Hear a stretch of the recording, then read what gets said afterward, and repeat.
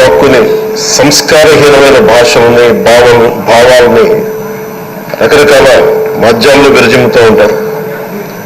దాని నియంత్రణ మీ ఆధ్వర్యంలో ఇక్కడి నుంచే మొదలవ్వాలి. ఇందాక సభా నాయకులు గౌరవ ముఖ్యమంత్రి శ్రీ చంద్రబాబు నాయుడు గారు చెప్తారు, ఆడబిడ్డలు ఏ విధంగా నలిగిపోయారు ఈ రాష్ట్రంలో గత 5 సంవత్సరాల్లో. చిన్న లేదు, పెద్ద లేదు, ఎవరని లేదు.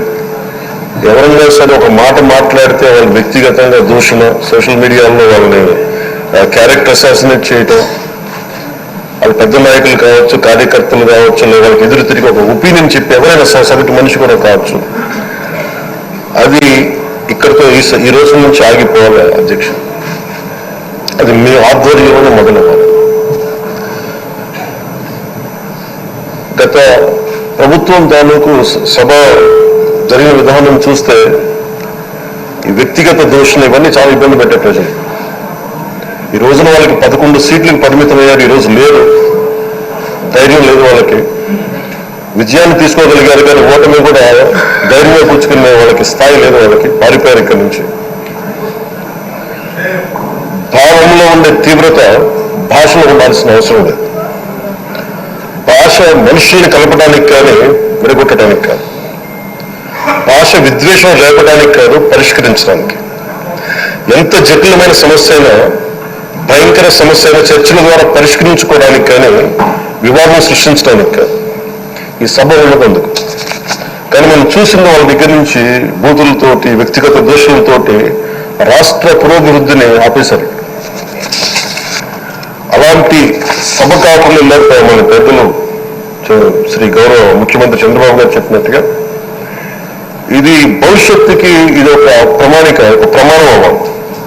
2047 వరకు ఇంత అద్భుతమైన స్థానంలో మనకి ఆంధ్రప్రదేశ్ తెలుగు జాతి ఉన్నత స్థాయికి వెళ్ళాలంటే ఈ రోజు మనం వేసే ప్రతి అడుగు అది భవిష్యత్ తరాలకు ఒక నిర్దేశక ఒక టచ్ స్టోన్ గా ఉండిపోయింది, గిట్ రాయిగా ఉండిపోయింది.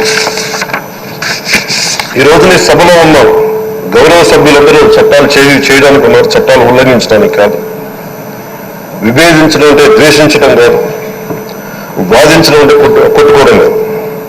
ఇవన్నీ విభేదించడం, వాదించడం ఇవన్నీ ప్రజాస్వామ్యానికి చాలా మౌలికమైన పునాదులు. ఆంధ్రప్రదేశ్ ఆవిర్భావం జరిగి అసలు భాషా ప్రయుక్త రాష్ట్రాల ఆవిర్భావమే మన ఆంధ్ర రాజ్యంతో మొదలైంది.